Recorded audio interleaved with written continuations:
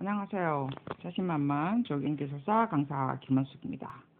자, 123회 시험이 좀 어려웠죠? 1교시부터 좀 어려워서 뭐라고 그럴까? 좀 중간에 나가려고 하셨던 사람이 있으리라고 생각됩니다. 그죠? 자, 이 지금 자료는요. 어, 그 시험 문제를 지금 분석을 한 거죠. 보면 123회 이번에 시험 친 거고요. 작년에 2020년도 121회와 120회 시던 것을 지금 비교 분석을 한번 해보고요. 그 다음에 123회는 어땠는가라는 것을 한번 차이점을 한번 비교해보고, 그리고 왜 어렵게 느껴졌을까? 라는 것도 조금 한번 생각을 한번 해보고요. 그리고 난 다음에 우리가 123회는 이미 쳤잖아요. 그죠? 그리고 124회가 우리가 곧 돌아오겠죠? 5월달 시험이 되죠? 그러면 124회는 어떻게 이제 또 준비를 할 것인가라는 것을 중심적으로 이야기를 드리도록 하겠습니다.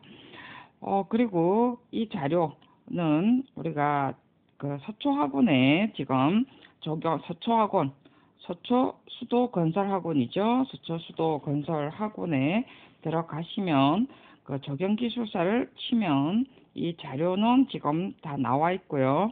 모든 자료는 지금 제가 유튜브에서 강의하고 있는 모든 강의 자료, 그리고 지금 기출문제 풀이도 지금 바로 설날이 좀 있어서 저는 설날에 좀 해야 될, 그러니까 설날 주간은 좀 해야 될 일이 좀 많아요.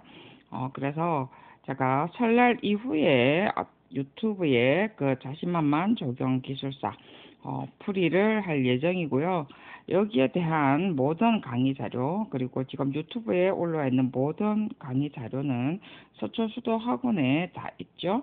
서초수도 학원에 들어가면 이름 안 놓고도 그냥 다운을 해서 할 수가 있습니다. 우리 유튜브에 있는 강의 자료들은 전부 다 그 시간표에 뭐 복습하기 쪽에 다 다운을 하면 되고요. 그다음에 기출문제 풀이는 기출문제 풀이 쪽으로 또 이렇게 한 란이 나와 있죠. 그래서 그것을 여러분들이 다운을 해서 보면 되고요. 뭐 그 자료를 다운하는 데는 여러분이 그냥 들어가시면 되죠. 유튜브도 마찬가지로 그냥 구독만 눌려도 저절로 뭐 이름 여러분 안 알려도 전혀 상관이 없죠. 저 역시도 여러분이 누가 들어와 있는가 잘 모릅니다. 닉네임만 하면 누군지 잘 모르죠. 뭐 본인 성함이 나온다 하더라도 제가 그분이 누군지는 잘 모르겠죠. 그죠? 그냥 편안하게 들으시고 자료 다운도 편안하게 받으시길 바라고요.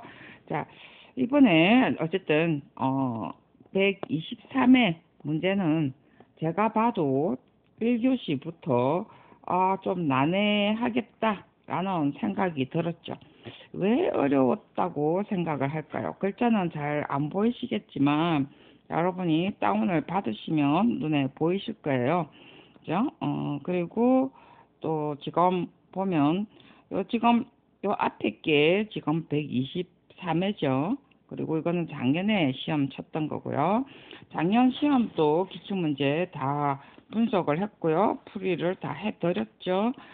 그리고 여기에서 이거는 이제 비교 분석편인데 왜 어렵고 좀 다르게 느껴졌을 느낌이 많이 있습니다.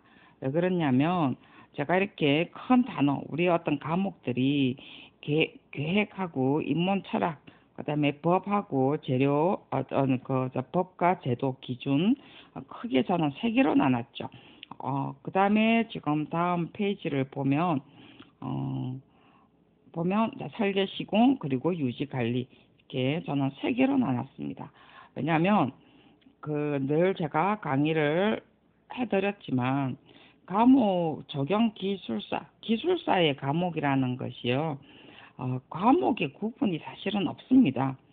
그래서 기출 문제의 어떤 형태에 따라서 제가 이렇게 세 개로 크게 나눴었죠.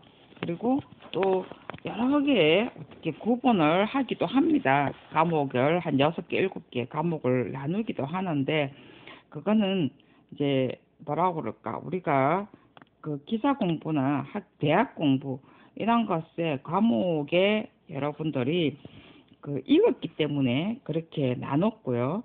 사실은 기술사 공부는 과목을 넘어서야 되기 때문에 제가 그 이렇게 과목의 어떤 편중이 없어요.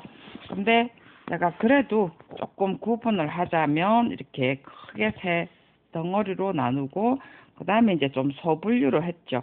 정말 분류를 안 하면 여러분들이 어떤 유형 그러니까 시험에 유형을 좀 하기가 힘들기 때문에 이렇게 나름대로 이렇게 또 분리를 해놨긴 해놨습니다. 그래서 보면 지금 어떻게 나와 있느냐면요. 여기에 지금 제가 억지로 이번에는 칸에 맞춘다고 지금 정말에서 이 열에 있는 거는 그나마 이것과 이것을 같이 말하는 거예요. 근데 지금 이쪽에는 지금 많은데 여기는 지금 텅 비어 있죠. 그죠? 텅 비어 있다는 것은 지금 문제가 완전히 다르다는 거죠. 여기도 마찬가지입니다. 여기는 또 나와 있는 것이 여기는 아예 없는 경우가 지금 많고요.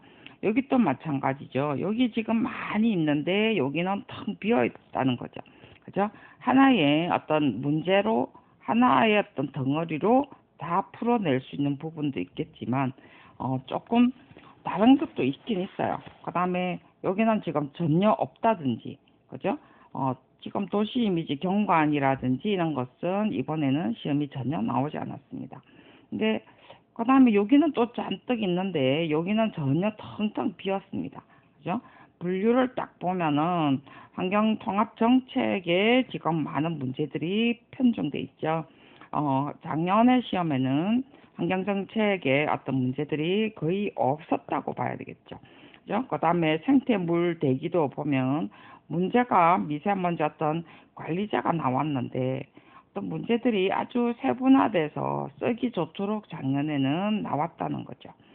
그래서 없던 부분들 여기 텅텅 비어 있고 여기는 많다는 것은 이번에는 안 나와 있다는 거죠. 그죠? 그리고 지금 여기 잔뜩 있고 여기 텅텅 비었다는 것은 완전히 문제가 패턴이 다르다는 거예요. 한마디로. 여기 또 마찬가지야. 여기도 지금 보면은 어떤 문제들이 보면 하나의 어떤 부분은 있는데 텅 비어 있죠. 그죠? 텅 비어 있고. 그리고 설계 시공하고 유지 관리는 그나마 조금 연결되는 부분은 있어요. 연결되는 부분은 있지만 사실 크게 막 어떤 맥락이 가진 건 아니라는 거죠. 그래서 굉장히 이번 시험이 여러분들이 문제로 봐서는 조금 써내려가기가 조금 힘들었을 것 같다라는 느낌이 들기는 듭니다. 자, 이런 문제들이 이제 나오는 이유 중에 하나가 보통 그 출제위원들이 좀 싹 바뀌는 경우죠. 근데 이제 출제위원이 언제 어떻게 바뀌는가는 잘 모릅니다. 보통 이제 2년마다 한 번씩 바뀌는 경우도 있고, 그 다음에 연임해서 4년까지 하는 경우도 있고, 그래서 우리는 기출문제 분석을 통해서 하기는 하죠. 그래서, 나름대로 이제 학원생들한테는 조금 트레이닝을 시켰습니다만은, 아무리 우리가 문제가 이런 문제 나올 것이다, 어떤 유형이 나올 것이다 예상을 한다 하더라도 결코 똑같은 문제가 나올 수는 없겠죠. 그죠? 자, 그래서 자, 이제 어쨌든 이번에 어떤 123회 문제, 123회 문제는 문제들이 어떻게 나왔냐면요. 그러니까 작년의 문제는 우리가 다 그래도 거의 쓸 수 있는 문제, 많이 어떤 눈에 익은 문장들이라는 거죠. 눈에 익은 문장. 그리고 이게 다 볼 수 있는, 봤을 때, 내가 좀 쓸 수 있겠어 라는 문장들입니다. 그래서 121회와 120회가 유사한 문제였다면, 유사하게 나왔다면, 그러면 123회와 124회도 유사하겠죠. 그러니까 어떤 동일한 출제 유형이라는 거죠. 그래서 우리가 123회를 잘 분석하고 124회의 어떤 문제를 유출을 할 수 있고요. 그런 걸 봐서는 작년에 어떤 문제가 나왔느냐를 또 파악을 해서 분류를 할 수가 있겠죠. 이때는 어쨌든 유사한 문제들이 이렇게 나왔습니다. 그러면 124회도 역시 123회와 같이 이런 유형의 문제가 나온다고 봐야 되겠죠. 그죠? 난해하다기보다는 눈에 안 익은 문제들, 눈에 안 익은 문제들이 나온다는 거죠. 자, 이런 문제들이 대다수 60%가 지금 제가 볼 때는 나왔고요. 30%에서 40% 정도는 눈에 그래도 익은 문제들입니다. 자, 정말해서 우리가 60점 만점이죠. 그죠? 이런 공부까지 잘한 사람들은 우리가 30, 40%는 뭐 다 포괄하니까, 그죠? 다 포괄하기 때문에 3, 40%는 누구든지 쓸 수 있는 어떤 문제고, 60%까지도 다 포괄해서 공부한 사람들이 좀 좋은 점수를 얻겠죠. 자, 그러면 60%의 어떠한 문제의 내용들은 자 무엇인가 라는 걸 오늘 한번 보도록 하겠습니다. 60%의 문제들은요, 그러니까 주로 환경부의 어떤 정책이 바뀌었습니다. 이번에 지금 2020년부터 2040년까지의 국토부하고 환경부, 산림 이런 쪽이 통합법으로 많이 지금 추진이 됐어요. 그러다 보니까 어떠한 법이나 제도가 많이 생겨났어요. 법과 제도가 생겼다는 것은 기준이 마련이 된다는 소리죠. 그죠? 새로운 기준이 생긴다는 소리입니다. 그래서 여러분들이 이제 인원, 국토, 그다음에 환경, 산림 중에서도 다 통합이기 때문에 통합법으로 지금 나왔기 때문에 여러분은 국토법만 하면 안 된다는 거죠. 자, 환경부, 산림청 끝까지도 여러분들이 보셔야 됩니다. 그러면 선생님 이렇게 어렵게 다 해야 됩니까? 하는데 저는 참 좋은 문제라고 생각을 해요.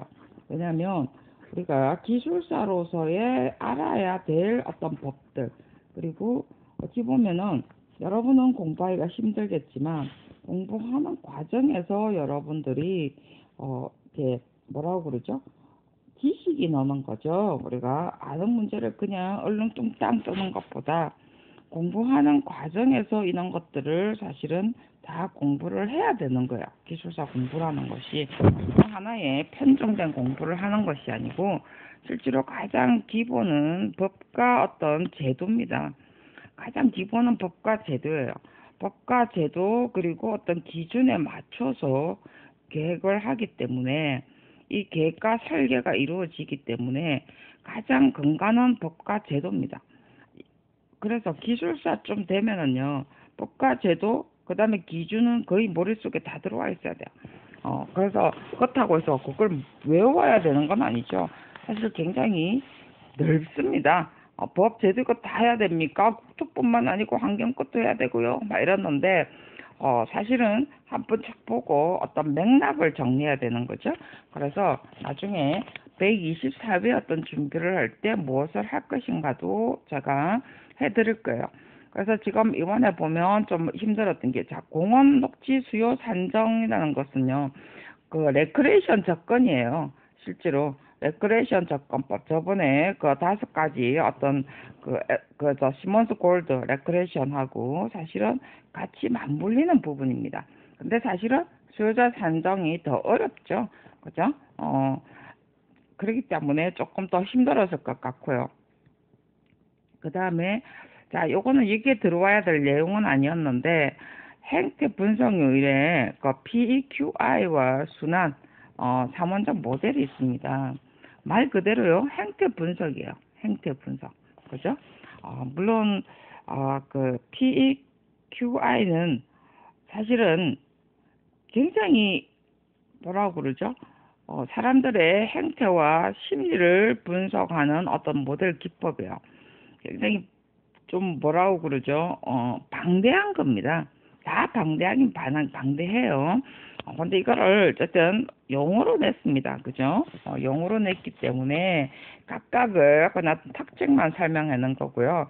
제가 기출문제 풀이할 때 제가 다 설명을 또 드리도록 하겠습니다. 자, 이번 거는 어떤 문제의 분석이 어떤 그걸 보는 거니까. 자, 문제를 보면요.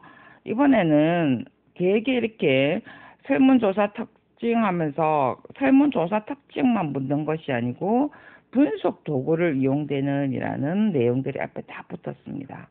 그 다음에 뒤에 것도 마찬가지죠. 경감 분석, 뭐 이런 어떤 분석 기법들을 주로 분석의 어떤 기법들을 묻는 거였었어요. 옛날에는, 옛날이 아니고 그 앞전에 작년 거는요. 분석 기법 중에 하나를 달랑 떼서 물었다면 이번에는 분석 자체의 어떤 근본적인 걸 묻는 거죠. 그죠? 그래서 더 어려웠을 것 같고요.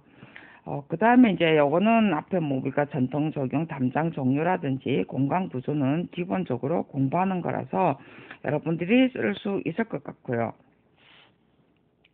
자, 작년 것 같은 경우는 그나마 쓸 수 있는 문제였죠. 그죠? 자, 그 다음에 이제 또 보면, 뭐, BOT와 BTL 계약 방법은 우리가 그 SOC에 관한 문제였죠. 사실은, 뭐, 옛날에 했는 건데, 사실 뭐 지금의 어떤 쟁점 과정은 아니지만 그래도 어쨌든 어떤 BOT, Build, Operate, 뭐 Transfer 이래 가지고 지어놓고 주느냐, 지어놓고 리스를 하느냐 이런 것이 어떤 계약 방법이고요. 사업관리 계약도 사실은 어떤 CM이나 PQ 하는 과정에서 사실 다 같이 연결되는 공부입니다. 실제로는. 그래서 이제 이런 것은 같이 한 덩어리로 모두 공부할 수 있는 부분이죠. 자, 근데 문제는 그 뒤에 겁니다.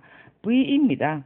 VE가 지금, VE는 기본적으로 아는데, 자, 이거는 우리가 지금, 유튜브에 VE 나와 있습니다. 그죠? 강의 때는 많이 안 했지만 자료에는 준비 단계, 실시 단계, 실행 단계 내용들을 다 설명들이 나와 있습니다. 그래서 그것을 지금 완전히 그걸 다 묻는 거죠. 더군다나 논술입니다. 그죠? 그래서 이것을 지금 전체 어떤 흐름을 모른다면 이게 용어였다면 그나마 괜찮았을 건데 논술이기 때문에 굉장히 여러분들이 써 나가기가 좀 힘들었겠지 않았나 라는 생각이 들어요. 그래서 자, 이게 우리가 기술사 하는 과정에 우리가 이 공부가 다 필요한 거예요. 그래서 보면 지금 그 다음에 이제 국토부, 자, 스마트 시티 같은 경우는 이번에 어떤 2020년 국토 계획에 지금 나와 있죠. 스마트 시티. 자, 근데 작년에 같은 경우는 스마트 시티에 관한 어떤 내용들이 이렇게 딱 제목을 탁탁 말하면서 기후 변화, 미세먼지 저감이라든지 뭐 그린 인프라라든지 환경 친화 도시 어쩌고 저쩌고 하면서 이런 것은 사실은 다 어떤 국토교통부의 스마트 시티 개념하고 다 걸리는 부분이에요. 걸리는 부분인데 이번에는 어떤 전체적인 어떤 맥락을 묻는 거죠. 그죠? 맥락을 묻기 때문에 그것도 논술이라서 뭐 조금 쓰기가 이렇게 뭐라고 그러죠? 딱 정립되지 않으면 여러분들이 좀 쓰기가 힘들었지 않겠나. 사실 다 같은 어떤 내용을 묻는 거지만 스마트 시티의 어떤 내용들의 어떤 전반적인 내용들을 모르면 막 두서없이 쓴다는 거죠. 그다음에는 뭐 마을 만들기 이런 것은 여러분이 참여 단계라든지 참여 유형 이런 거는 항상 이렇게 공동체 조성하고 같은 부분이기 때문에 여러분이 쓸 수 있을 것 같고요. 자, 여기서 보면 벌써 여러분들이 지금 뭐 좀 난했다라는 것이 느낌이 지금 수요 산정 유형이 용어로서 1번으로 탁 튀어나왔거든요. 이게 좀 힘들을 것 같고, 그 다음에 5번에 가면 행태제 분석 모델 하면서 이런 것들은 좀 새롭게 나온 이런 거였죠.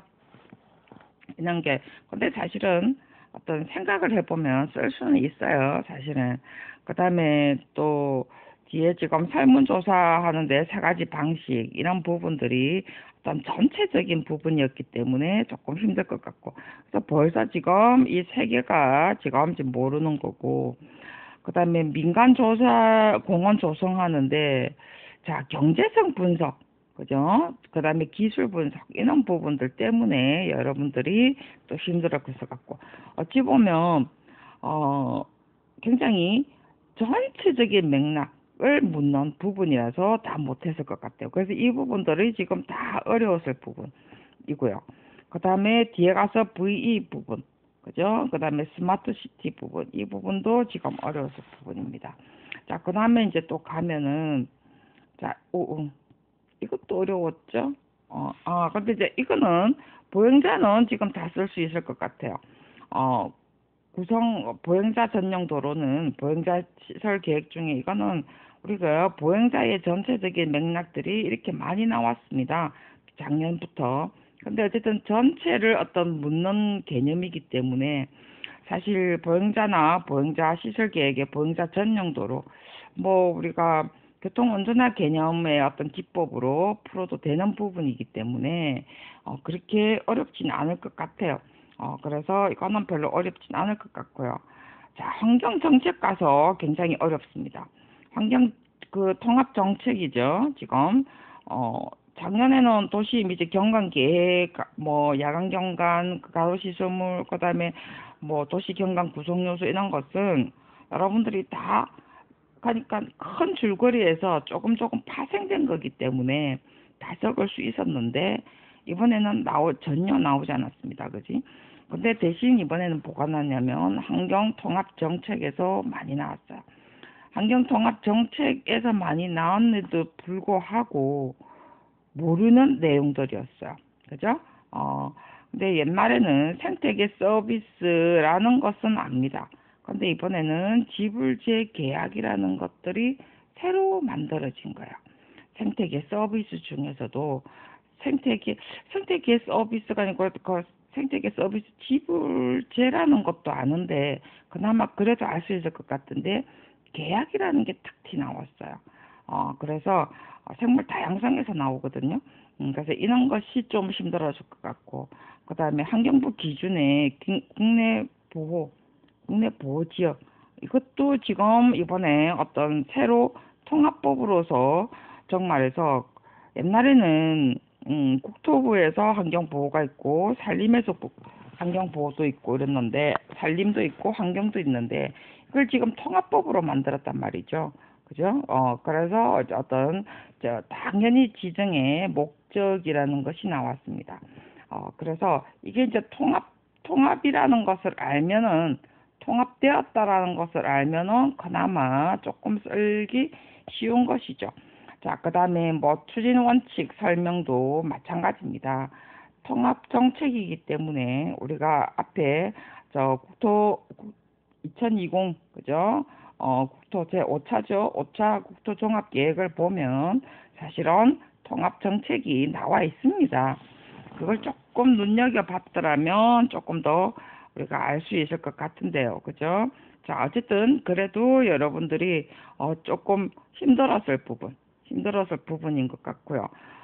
또 이번에 나온 것 중에 녹색 채권이라는 게 나왔습니다. 그죠? 저도 사실은 녹색 채권 모릅니다. 어, 뭐 당연히 채권이라는 건 알겠죠. 그죠? 채권은 아는데 녹색 채권. 그래서 자, 이런 거는 문제를 가만히 보면은요. 교수님이 여러분들이 조금 모를 줄 알고 녹색 채권에 관해서 설명을 하는데 환경 개선 목적의 녹색 채권을 해줬고요. 적용 분야 활용 방안을 포지션으로 더 크게 물었어요. 그렇기 때문에 모든 면을 잘 보고 있으면은요, 교수님이 여러분들이 어떤 부분을 어려워한다는 걸 알고 문제를 뒤에 가서는 여러분들이 적을 수 있도록 문제의 포지션을 어디다 중점을 둔 거냐라는 것들을 우리가 볼 수가 있다는 거죠. 그죠? 그래서 여러분들이 이제 그런 부분들을 중점적으로 사실은 생각을 하면서 공부를 하시라는 거예요. 이게 항상 우리가 기술사의 포인트입니다. 자, 그 다음에 이것도 지금 마찬가지죠. 미세먼지 계절 관리제라고 나왔습니다. 자, 그나마 1교시 용어입니다. 그죠?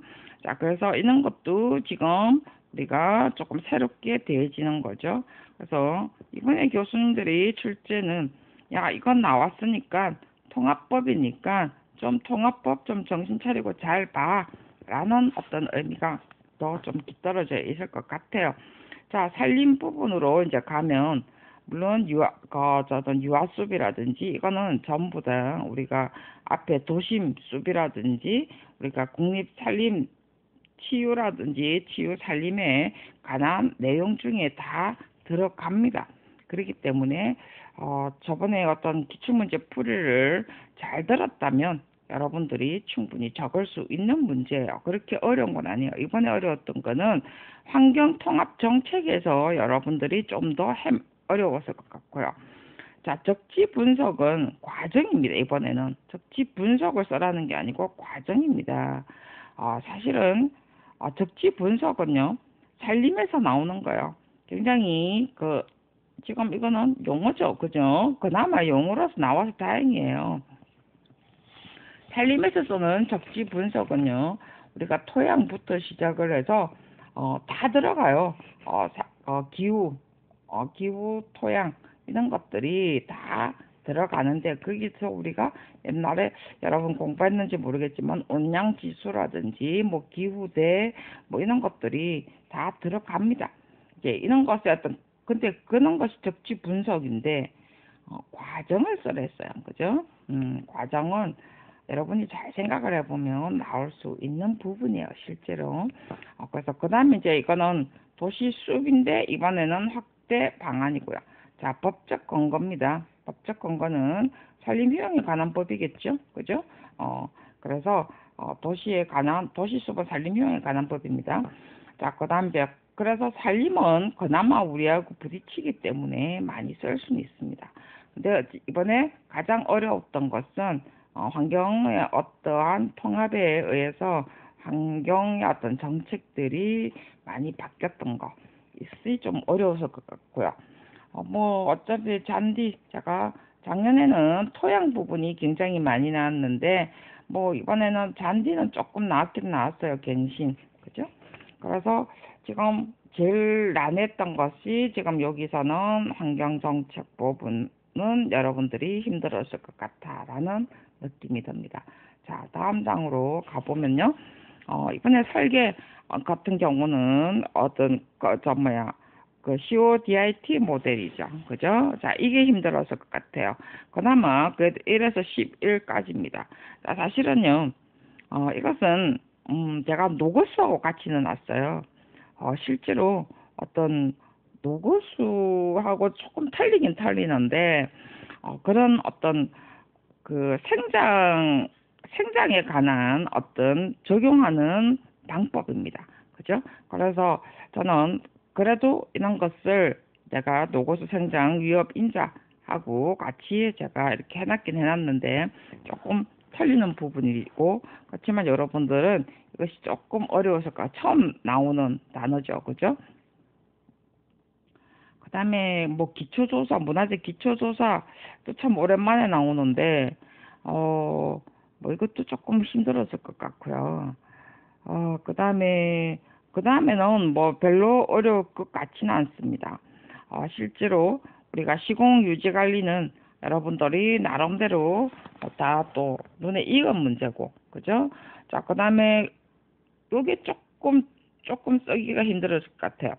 품질 검수 제도의 뭐 사실 근데 따져 보면은요, 공동주택의 적용공사의 어떤 준공 검사 전에 어떤 품질 검사는 무엇을 하는가를 여러분들이 생각을 해보면 사실 쓸 수는 있습니다. 그래서 이번에 나온 것도 보면 과거에 나왔던 것은 다 이렇게 어느 한 부분 그죠? 이렇게 한 단어들을 다 적었는데 이번에는 전부 다 어떤 전체 덩어리를 이렇게 묻는 것들이 많이 있죠. 그죠? 벽면 녹화도 마찬가지고 이렇게 덩어리를 묻는 것들이 많습니다. 뭐 콘크리트 혼합재는 이것은 뭐 잠깐 하나 뭐 개중에 한 10% 정도는 하나 그냥 들어간 것 같고요. 그다음에 이것도 조금 힘들었겠죠? 자, 저는 안전관리 쪽으로 넣었습니다. 왜냐하면 좀 구분하기가 힘들어서. 자, 작년에는 건설 크레임이라는 것을 안전 제가 관리 쪽으로 넣었지만 환경 파트죠.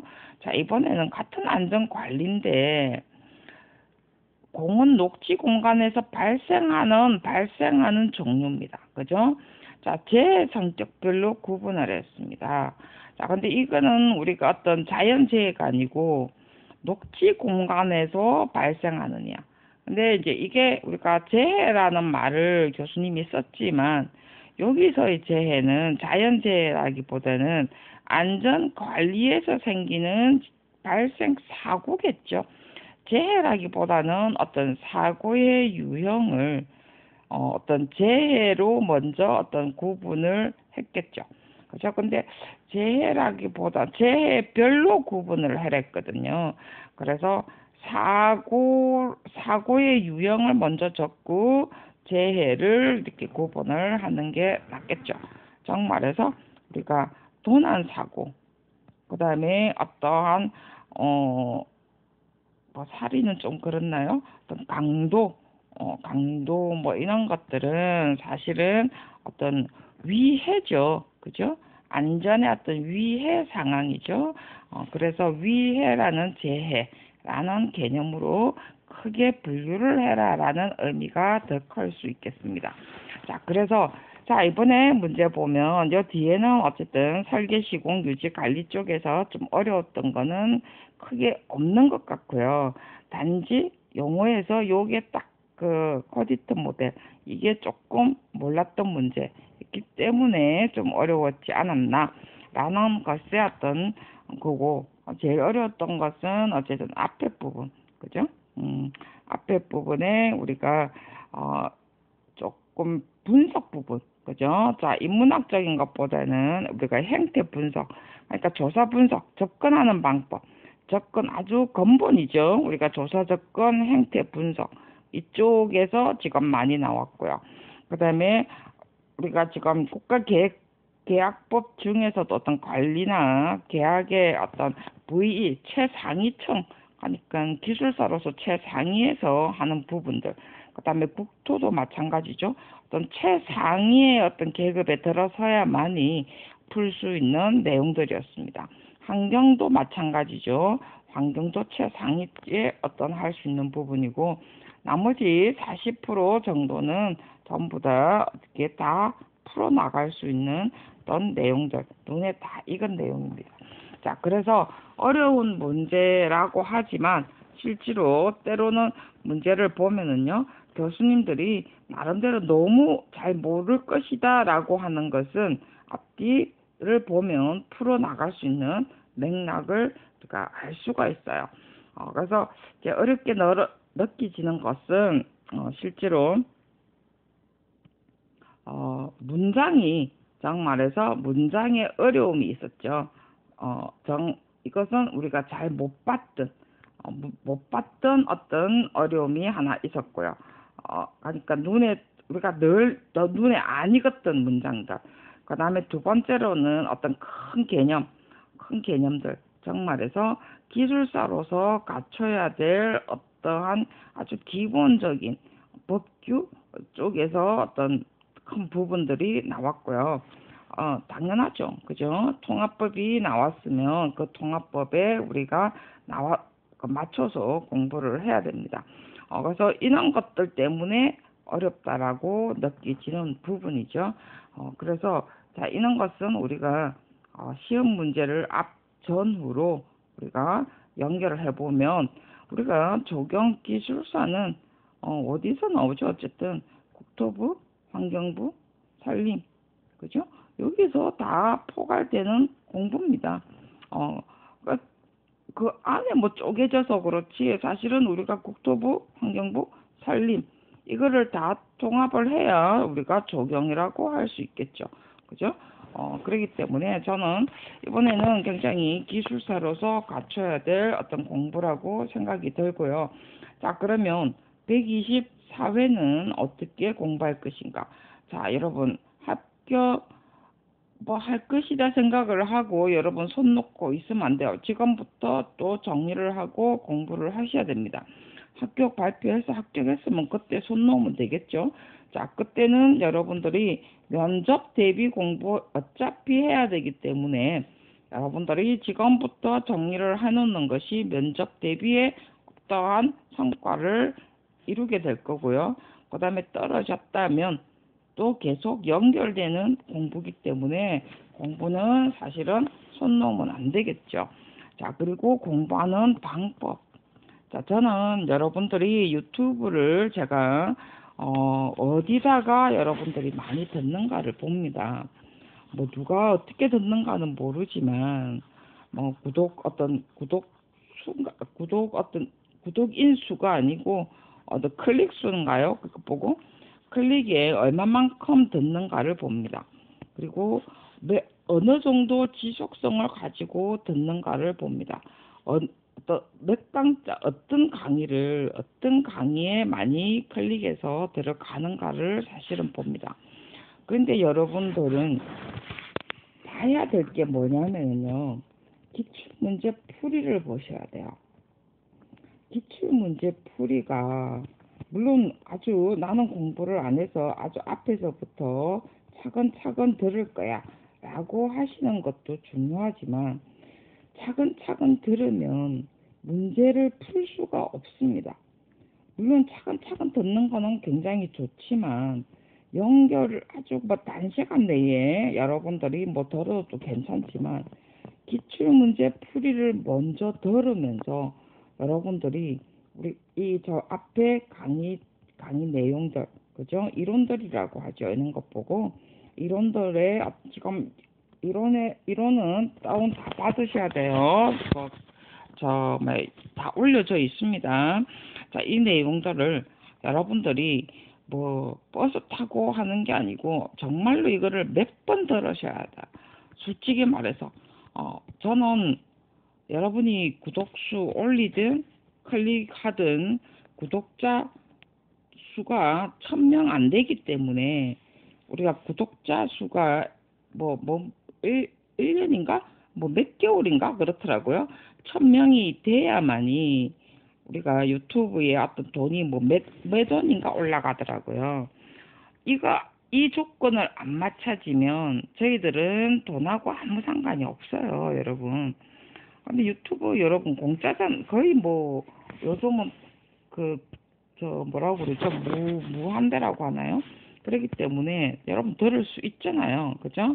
차에서 듣던 상관은 없는데 저도 일을 하면서 유튜브를 듣습니다. 근데 솔직히 말해서 귀에 안 들어와요. 그러니까 귀에 뭔가 들었는데 머리에 남는 게 없어요. 근데 여러분들은 이게 사실은 이론의 내용은요. 정말 머릿속에 다 들어와 있어야 돼요. 솔직히 페이지 수까지는 안 나더라도 그 강의에는 어떤 내용이 있고 그 다음에 어떤 내용으로 그 다음엔 어떻게 넘어간다 라는 걸 여러분들이 머릿속에 싹 다 들어와야 돼요. 그리고 기출문제 풀이를 꼭 들으셔야 됩니다. 기출문제 풀이가 지금 121회, 120회 그전 것도 지금 있죠. 그죠? 기출문제를 풀이를 반드시 들으셔야 되는 것이 그냥 문제를 제가 풀어주는 게 아니죠. 문제를 풀 수 있는 힘을 길러주는 겁니다. 저는 그 문제들을 그냥 이건 이렇게 풀고요, 몇 페이지 채우고요, 이게 아니에요, 여러분. 대체로 보면 기출문제 풀이를 잘 안 듣습니다. 근데 여러분들은 기출문제 풀이를 들으셔야 됩니다. 어, 그 여러분들이 제가 뭐 클릭해서 제가 아까 그러잖아요. 클릭해서 돈 올라가는 거 저 아무 상관없어요. 돈 받는 거는 저는 못 받습니다. 저거 1,000명 채울 수도 없어요. 1,000명에다가 4,000시간, 5,000시간인가 뭐 그런데 4,000시간은 이미 넘었어요. 4,000시간은 넘었지만 1,000명이 안 되기 때문에 저는 돈 버는 거하고는 전혀 상관이 없습니다. 뭐 5,000시간이 되든 10,000시간이 되든 1,000명이 두 조건이 만족이 돼야 되는 거거든요. 그래서 저는 아무 상관이 없어요. 내 1,000명 못 채웁니다. 그것도 뭐 1년 안에 채우는가 뭐 몇 달 만에 채우더라고요. 그래서 저는 아무 해당 사항이 수년 돼도 해당 사항 없습니다. 그렇기 때문에 여러분한테 제가 지금 이야기하는 것은 기출 문제를 들으셔야 돼요. 기출 문제를 몇 번 들으셔야 됩니다. 몇 번 들으시고 이론도 몇 번 들으셔야 돼요. 이 이론이 여러분이 한 번 듣고 띵 하면 머리에 하나도 안 들어옵니다. 이 이론과 기출 문제를 몇 번을 들으셔야만이 여러분들이 이 문제들이 눈에 보여요. 눈에 보일 때까지 여러분 기출 문제를 들으셔야 된다는 거죠. 왜냐하면 기출 문제는 아까도 이야기했지만 풀이 자체에만 제가 지금 목적을 안 뒀어요. 문제를 풀어나가는 능력을 설명해 드린 겁니다. 풀어나가는 능력. 자, 그리고 기출 문제도 문제만 설명하는 게 아니고 자료를 다운을 받으셔요. 자료 다운 제발 좀 받으세요. 그냥 들어가면 이름 안 넣어도 아무 상관이 없는데 자료에는 그 옆에 제가 보조 자료까지 다음 공부할 수 있도록 보조 자료까지 제가 넣어놨습니다. 그냥 이름 안 넣고 여러분 메일 안 넣어도 그냥 옆에 자료 다운만 받도록 되어 있습니다. 그리고 학원에도 제가 그렇게 이야기를 하고요. 찾아 들어가는 게 좀 어려운 것 같기는 같은데 그것도 요즘은 앞에 이렇게 나와 있죠. 적용기술사 난으로 들어가면 바로 앞에 뜹니다. 그렇기 때문에 자료 다운 받으시고 시험 치기 전에 기출문제, 그 문제가 중요한 게 아니고요. 기출문제 풀어나가는 방법을 여러분이 아시면은요. 이런 문제, 지금 나오는 문제도 풀어나갈 수 있는 능력이 생긴다는 거죠. 자, 여러분은 지금 어느 학원에 다니셨든 아니면 어떤 앞에 선배들한테 들었든 한 페이지 채우고 세 페이지 채우는 방법을 아십니다. 다 알아갖고 오시더라고요. 보니까 다 압니다. 자, 아는데 이것을 풀어나가는 방법이 부족하다는 거죠. 무엇을 묻는지 모른다는 거예요. 무엇이 묻는지 스스로는 잘 모릅니다. 그래서 자꾸 기출문제 풀이를 자꾸 들으셔서 완전히 이 문제가 소화가 돼야 됩니다. 그러면 문제가 눈에 보이고 자료 찾는 방법에 눈이 든다는 거죠. 여러분, 저도요, 공부할 때 그냥 한 번, 두 번 안 봅니다, 여러분. 여러분 풀이해 줄 때도 그렇고요. 제 공부할 때도 그래요. 근데 이제 여러분은 지금 목을 걸고 공부하지 않나요? 목을 걸고 공부하는 사람이 정말 설렁설렁 공부한다는 것은 있을 수가 없어요. 기술사 공부가 그렇게 만만한 공부가 아닙니다, 여러분. 저는 이번 문제가 그래서 굉장히 좋은 문제라고 생각을 합니다. 그렇게 얼렁뚱땅 설렁설렁 해서 합격된다면 기술사로서의 자격이 없어요, 여러분. 그래서 제대로 자료를 보시고 법규 여러분 머릿속에 다 들어가 있어야 됩니다, 여러분. 자, 여기까지 공부할 수 있도록 여러분들이 다음 기출문제 제가 여러분한테 설날 지나서 제가 그 서초학원에도 올리고요. 자료는 서초학원에 올리고 유튜브 자신만만 적용기술사에서 만나 뵙도록 하겠습니다.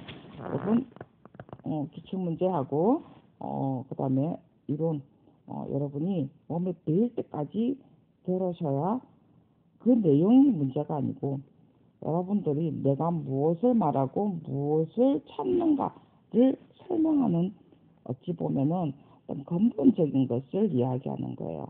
자, 그래서 여기까지 하고 여러분 설날 잘 지내시고 설날 다음에 기출문제에서 뵙도록 하겠습니다. 수고하셨습니다.